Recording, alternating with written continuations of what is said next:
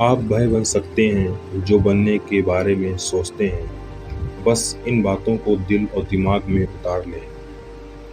जो हो चुका उसकी परवाह करना बंद करो। कुछ नया सोचो, नया करो और आगे बढ़ो। जो हो चुका अगर उसी में उलझे रहोगे तो आपका आज खराब हो जाएगा। मेरी इस बात को आप हल्के में ना लें। आप इतने समझदार हैं कि आप मेरी इस बात को अच्छे से समझ सकते हैं। अगर आप वाकई पीछे घटने वाली घटनाओं को दिन रात अपने दिल और दिमाग में दोहराते रहेंगे तो आगे कुछ नया करने का निर्णय नहीं ले पाएंगे। जानते हैं ऐसा क्यों होता है? ऐसा इसलिए होता है कि आपका दिमाग जब बुरी घटनाओं के विचारों से भरे होते हैं तो ये अच्छे और प्रेरक विचार पैदा नहीं कर पाते हैं और आप हर काम में असफल हो जाते हैं। इसलिए मेरी मानिए, जो हो चुका उसे भूलकर एक नई शुरुआत करें।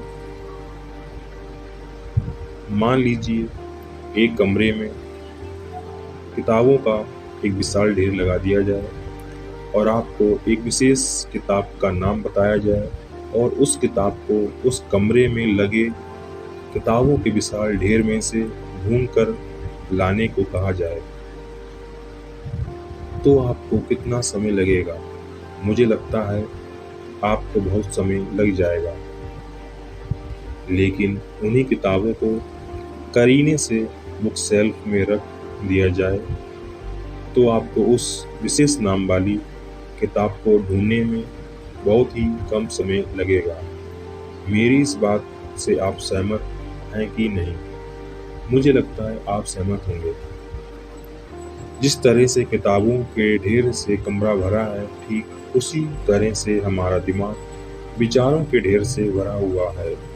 जब हम निराश और दुखी होते हैं तो सही विचार और सही फैसले को सामने लाने में हमारा दिमाग असफल हो जाता है और हमें उस निराशा और दुख से बाहर आने में बहुत समय लग जाता है और इस तरह समय की बर्बादी से हम हमेशा पीछे ही रह जाते हैं।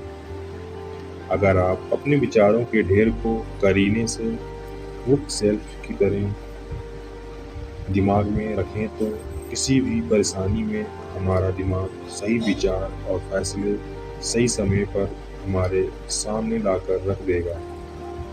ऐसा करने का सिर्फ एक तरीका है, बस आप हर सुबह मेडिटेशन करना शुरू करो, क्योंकि मेडिटेशन में वह पावर है जो आपको अंदर से कुछ कर गुजरने की ताकत देती है। आपके दिमाग में चलने वाले उथल पुथल को शांत करती है और सही रास्ता दिखाती है और सही निर्णय लेने की क्षमता पैदा करती है।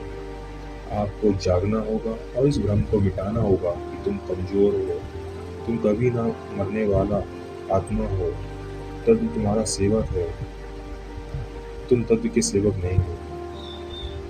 यदि आपकी परिस्थितियों पर अच्छी पकड़ है तो जहर उगलने वाला भी आपका कुछ नहीं बिगाड़ सकता। शिक्षा क्या है?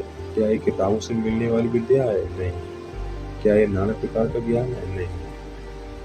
इस संयम के द्वारा इच्छा शक्ति का प्रभाव और विकास बस में लाया जाता है और वह फलदायक होता है, वह शिक्षा कहलाती है। मैं आशा करता हूँ मेरे द्वारा सुनाई गई मोटिवेशनल स्पीच से आप सहमत होंगे और आप अपने जीवन को इन विचारों से सींचेंगे और आगे बढ़ेंगे। धन्यवाद।